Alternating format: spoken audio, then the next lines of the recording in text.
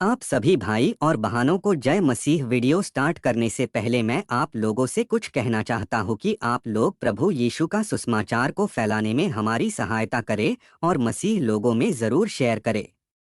आज हम प्रभु के वचन से देखेंगे कि हमारा युद्ध किससे है। जब हम यूहन्ना के 5:19 में देखते कि वचन क्या कहता है, हम जानते हैं कि हम परमेश्वर से हैं और सारा संसार उस दुष्ट के वश में पड़ा है। पहले हम भी उसी संसार की तरह हम भी बुराई में फंसे थे, लेकिन प्रभु ने हमें इस संसार से अलग किया है। अब हम संसार के नहीं है, प्रभु ने हमें चुन लिया है। सारा संसार शैतान की ओर से, इसलिए संसार हमसे बैर करता है। अब हमारा चाल चलन वचन के अनुसार होना चाहिए।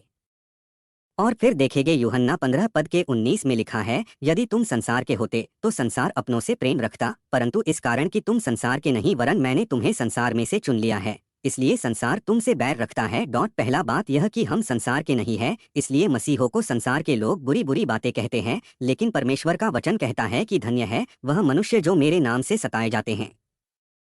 फिर हम प्रकाशित वाक्य 12:12 और 17 में देखेंगे। इस प्रकार लिखा है, इस कारण हे स्वर्गों और उनमें रहने वालों मगन हो, हे पृथ्वी और समुद्र तुम पर हाय, क्योंकि शैतान बड़े क्रोध के साथ तुम्हारे पास उतर आया है, क्योंकि जानता है कि उसका थोड़ा ही समय और बाकी है।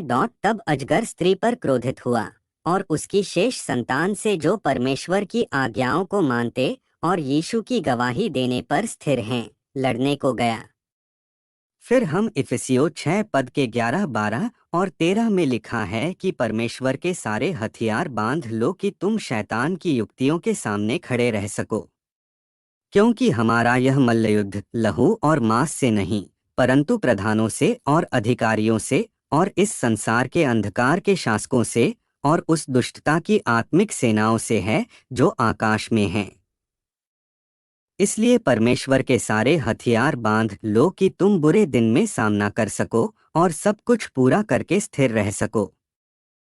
फिर हम इफिसियों 6:11, 12 और 13 में लिखा है कि परमेश्वर के सारे हथियार बांध लो कि तुम शैतान की युक्तियों के सामने खड़े रह सको।